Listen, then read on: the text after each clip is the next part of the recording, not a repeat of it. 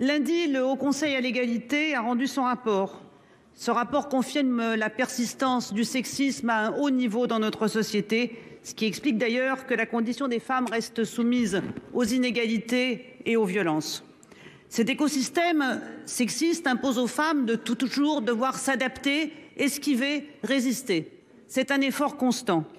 Et puisqu'on parle d'effort, le même jour, avec un sens du timing étonnant, le ministre Riester, dans un moment de franchise merveilleux, a dit « En effet, cette réforme va demander aux femmes un effort supplémentaire. » Alors je le dis clairement, pour ce qui est des femmes, les efforts, c'est non.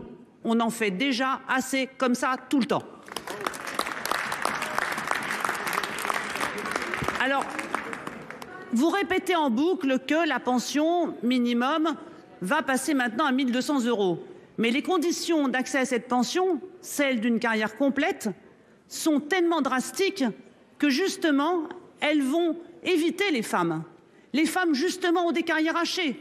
Elles ne pourront pas profiter de cette pension à 1 200 € dont vous nous parlez. Par ailleurs, il y a une chose qui est sûre, c'est qu'elles vont devoir travailler plus longtemps.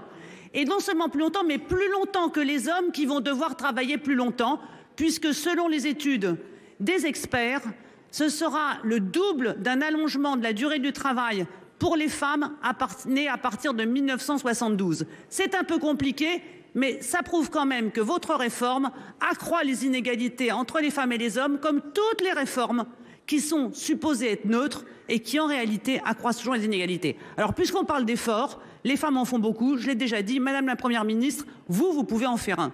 Vous êtes la femme qui peut faire un bel effort en renonçant à cette retraite injuste pour les femmes. Pour vous répondre, la parole est au ministre du Travail, du plein emploi et de l'insertion. Merci Monsieur le Président, Madame la Présidente Rossignol.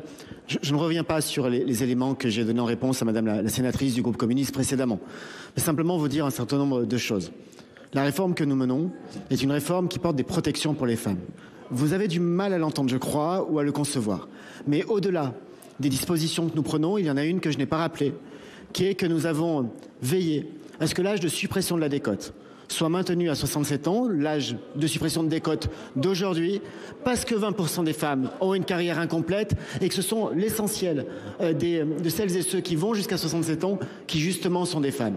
Nous veillons avec la retraite minimum à ce que justement les femmes qui ont les carrières les plus fragiles, les carrières hachées que vous avez décrites, les carrières avec les revenus les plus bas soient bénéficiaires. La retraite minimum que nous mettons en place va permettre à 200 000 nouveaux retraités par an, c'est-à-dire un départ à la retraite sur 4, de bénéficier d'une pension meilleure avec la réforme que sans la réforme.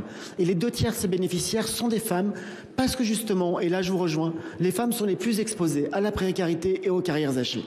Le temps me manque pour décrire les mécanismes, mais le fait que nous ayons fait le choix de revaloriser le minimum contributif majoré qui est accessible dès 120 trimestres cotisés. Le fait que nous ayons fait le choix de revaloriser le minimum contributif de base accessible à toutes celles et ceux qui ont travaillé permet justement de protéger les plus fragiles. Nous n'avons pas les mêmes priorités, Madame la sénatrice. Vous parlez de carrière complète.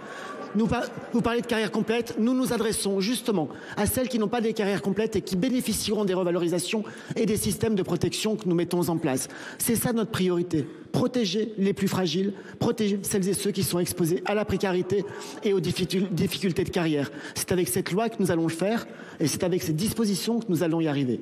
Je termine par un point pour souligner un point d'accord avec votre question. Vous avez cité le rapport du Haut Conseil à l'égalité. Et ce Haut Conseil montre aussi que notre système de retraite, qu'on accuse parfois de tous les maux, est aussi le réceptacle d'une vie d'inégalité. Travaillons sur ces inégalités, faisons en sorte de les résorber et les retraites seront beaucoup plus justes. Tout le monde en sera satisfait. Merci.